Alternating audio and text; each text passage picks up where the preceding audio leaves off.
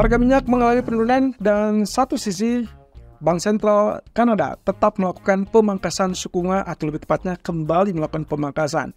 Kira-kira faktor apa saja yang mengakibatkan ekspektasi untuk pemangkasan 50 basis point dari Fed kembali terbuka?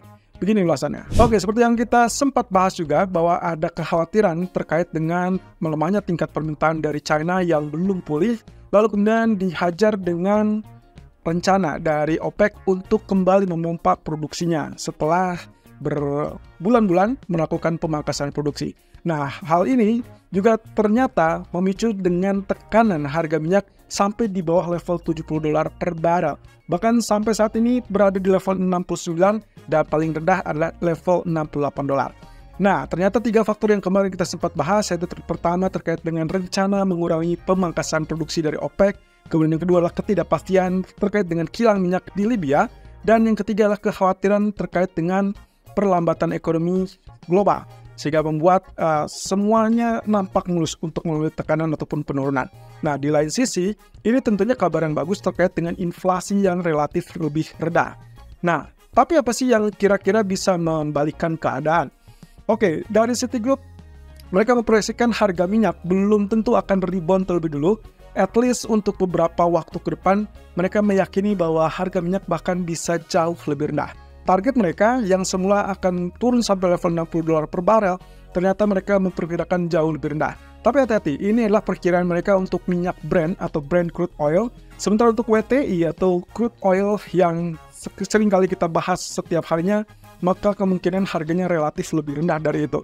Nah, berarti kalau begitu, kita mungkin harus menunggu dari beberapa peristiwa yang akan terjadi beberapa waktu ke depan. Oke, menurut Citi, hal ini kaitannya adalah terkait dengan rencana dari OPEC untuk menghentikan pemangkasan produksi, dan itu berarti juga mereka akan mulai mensuplai ataupun memompa kembali produksi mereka ke pasar. Nah, inilah yang membuat kenapa kekhawatiran tersebut semakin kuat, dikarenakan memang tingkat permintaan dari China pun masih relatif lebih rendah ataupun lebih lemah. Jadi mau tidak mau, posisi inilah yang membuat harga minyak sulit untuk berkembang ataupun rebound lebih lanjut. Terlebih, tingkat permintaan juga akan ditentukan dari seberapa besar kemungkinan Bank Sentral akan melakukan pemangkasan suku bunga ke depan. Sementara itu, kalau misalnya dilihat dengan geopolitik, menurut Citigroup, kelihatannya kalaupun terjadi ketegangan geopolitik, menurut mereka market justru melihatnya sebagai peluang untuk melakukan sell. Jadi walaupun terjadi lonjakan, dengan cepat dia akan berbalik, dan itulah kesempatan bagi market masuk ke pasar sebagai seller.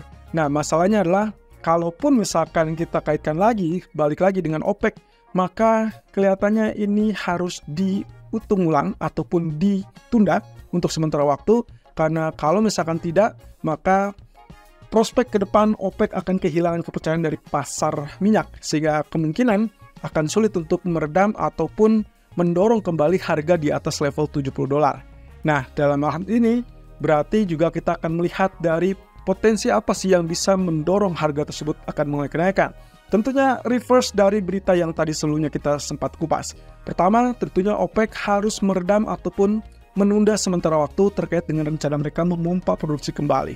Yang kedua, kalau memang ada kepastian dari Libya untuk kembali melanjutkan produksinya, itu kemungkinan akan menekan dari sisi permintaan ataupun pasokan yang lebih banyak. Tapi justru yang kita inginkan untuk harga minyak kembali naik adalah sepertinya ketidakpastian di Libya ini harus tetap berjalan. Artinya tidak ada pemasokan ataupun tidak ada produksi kembali.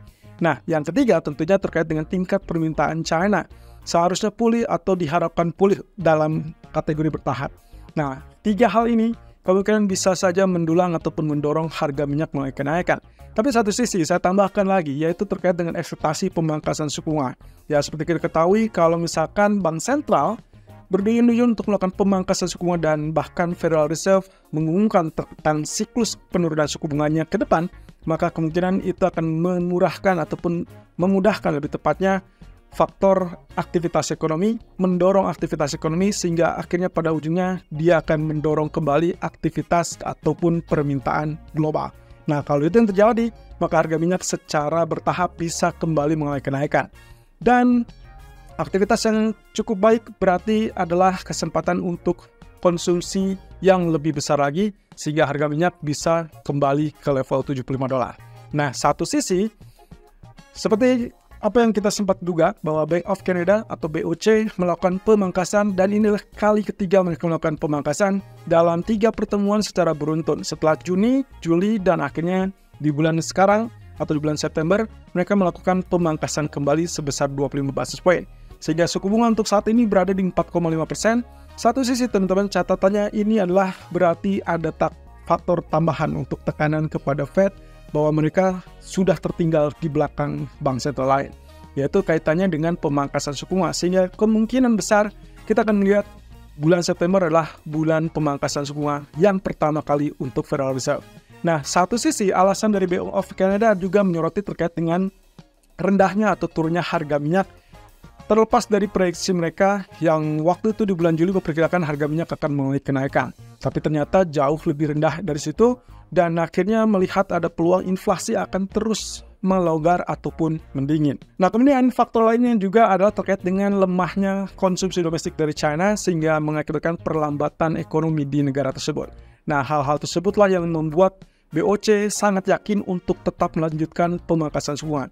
Bahkan proyeksi ke depan ada sekitar 2 pertemuan lagi yang tersisa di tahun ini, dan menurut para pengamat termasuk juga diakui oleh Bank Sentral Kanada, mereka akan tetap melakukan atau terbuka untuk melakukan pemangkasan lebih lanjut. Oke, berarti dengan apa yang terjadi pada BOC, ini berarti sesuai dengan apa yang diharapkan oleh para pelaku pasar, yaitu pemangkasan sekitar 25 basis point.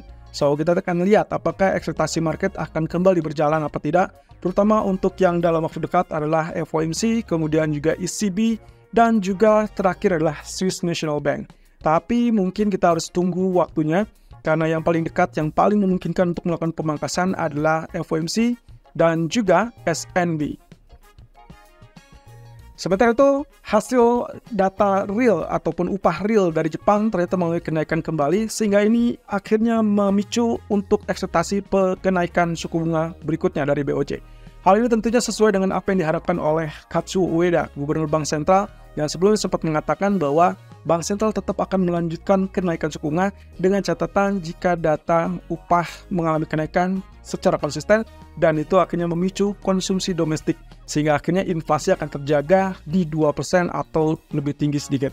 Nah, ini juga yang memicu kenapa USD Japanese Yen mengalami penurunan, atau lebih tepatnya Japanese Yen menguat terhadap US dollar. Apalagi kalau misalkan Fed sudah memberikan isyarat pasti bahwa mereka akan melakukan pemangkasan, dan yang tinggal ditunggu oleh para pelaku pasar adalah siklus penurunan suku bunga. Apakah Fed hanya melakukan 1 kali pemangkasan atau dia akan melanjutkan dengan penurunan berikutnya? Dan itulah yang akan menjadi jembatan ataupun ya kita katakan kategorinya adalah mendorong USD Japanese Yen mengalami pelemahan kembali ataupun penurunan kembali. Dan hati-hati, itu berarti juga meminimize ataupun memperkecil jarak ataupun gap suku bunga antara Fed dan juga Bank of Japan. Sementara itu, proyeksi dari Citigroup mengatakan bahwa pemangkasan suku bunga 50 basis point dari Fed kelihatannya semakin besar peluangnya, teman-teman. Dan ini adalah salah satunya dipicu oleh data tadi malam yang menunjukkan data lapangan pekerjaan di Amerika kecenderungannya melorot atau bahkan turun lebih rendah daripada ekspektasi. Yang sebelumnya berada di 8 ribuan ternyata turun ke level 7 ribuan. Jadi kalau kita lihat dari areal tersebut, jelas ini menandakan adanya permasalahan ataupun perlambatan lebih tepatnya di pasar tenaga kerja Amerika. So, Citigroup cukup yakin bahwa ini akan mendulang hal yang mungkin ekspektasi market selama ini terkait dengan ekspektasi pemangkasan yang lebih agresif dari Fed. Dan saya ingatkan kembali teman-teman, data non-farm payroll di hari Jumat itu akan menjadi pencetus ataupun penentu apakah Fed nantinya akan melakukan pemangkasan 50 basis point atau 25 basis point di bulan September. Tapi catatannya adalah, ingat, ini bukan yang pertama ataupun yang terakhir, karena market justru mengharapkan dalam dot plot justru menunjukkan adanya siklus, artinya kelanjutan, bukan hanya 1 kali pemangkasan tapi juga secara berkesinambungan atau berkelanjutan. Tentunya garis besarnya adalah semua tergantung pada data ekonomi. Saya rasa dengan komitmen ataupun pernyataan dari Jackson Hole Symposium kemarin, yaitu saat Powell mengatakan bahwa mereka sudah confirm akan melakukan perubahan kebijakan, maka itulah sinyal yang paling kuat sehingga Citigroup sangat meyakini beberapa data yang terakhir menunjukkan data pekerjaan itu menunjukkan pelemahan, sehingga kasus untuk 50 basis point sangat terbuka lebar. Nah, sementara untuk data nanti malam, hati-hati akan ada beberapa data yang memang bertumpuk di satu hari ini karena memang di hari Senin kita sempat terjadi libur dari Amerika, yaitu terkait dengan perayaan Hari Buruh. Oke, perhatikan data ADP non-farm yang akan dirilis di jam 19.15 waktu Indonesia bagian Barat. Ini juga akan menjadi pencetus dari apakah Fed akan melakukan pemangkasan 50 basis point atau 25 basis point. Ya, walaupun sebetulnya data terbesar nantinya pencetusnya adalah non-farm payroll, tapi ADP ini juga beberapa pengamat meyakini ini akan memberikan gambaran seutuhnya apakah ada masalah yang sangat jelas di lapangan pekerjaan apa tidak. Oke, kemudian yang kedua adalah initial jobs claim pengangguran mingguan awal. Kita akan lihat di situ angkanya 231.000. Kalau lagi-lagi saya ingatkan, saya berharap angka ini kembali muncul di atas 230.000 atau at least 235. Apalagi kalau di atas 235 ya, itu akan semakin meyakinkan bahwa ada pelonggaran dari sisi pasar tenaga kerja, sehingga itulah yang akan mencetuskan untuk penurunan suku bunga yang lebih agresif. Tapi kalau datanya relatif lebih rendah, hati-hati, relatif lebih rendah belum tentu menggagalkan penurunan suku bunga dari Fed. Ini hanya permasalahan 25 atau 50 basis point. So, semakin agresif, maka itu semakin membuat kekhawatiran di sisi yang negatifnya adalah saham akan rontok ataupun kembali lanjutkan penurunan. Tapi kalau misalkan dari sisi lain, ekspektasi tersebut justru mendorong kembali dengan ekspektasi pemangkasan yang lebih agresif. So, apakah market akan melakukan atau tidak dari Fed, semua akan tergantung data sampai ke FOMC meeting di tanggal 17-18 September. Nah, sementara itu, dari data PMI Service, kita punya dua versi lagi, yaitu terkait dengan data versi S&P Global atau versi ISM. Di hari Selasa yang lalu, kita sempat mendapatkan kedua data relatif lebih rendah daripada ekspektasi, dan akhirnya saling mendukung. Kita akan lihat data nanti malam seperti apa. Karena beberapa kali selalu saya perhatikan data service PMI selalu berada di atas ataupun di atas ekspektasi. So, kalau misalkan itu terjadi, maka mungkin kita akan mendapatkan koreksi kembali untuk emas ataupun bahkan pasar saham dan sedikit menunda untuk ekspektasi pemangkasan 50 basis point. Tapi lagi-lagi penekanannya tidak menggagalkan atau membatalkan potensi penurunan suku bunga yang diyakini minimal standar 25 basis point. Nah, di pertengahan malam perhatikan juga data crude oil inventory. Kemarin atau tadi malam sempat kita lihat data versi swastanya, yaitu versi API. Dan itu menunjukkan data yang relatif menunjukkan withdrawal yang cukup besar. Artinya pasokannya relatif lebih banyak nih. Dan harusnya harga minyak mulai kenaikan. Tapi kontras, karena memang ada beberapa faktor yang menyebabkan harga minyak kecenderungannya mulai turun. Nah, berarti nanti malam, kalau memang ternyata data dari versi EIA menunjukkan hal yang serupa, mungkin baru kita akan dapatkan rebound untuk harga minyak. So, hati-hati nanti malam. So, apa yang harus diperhatikan minggu ini, kita sisa hari Kamis dan juga hari Jumat, berarti semua terkait dengan data keterkerjaan dari Amerika, semua akan memicu konflik dari ekspektasi 25 versus 50 basis point.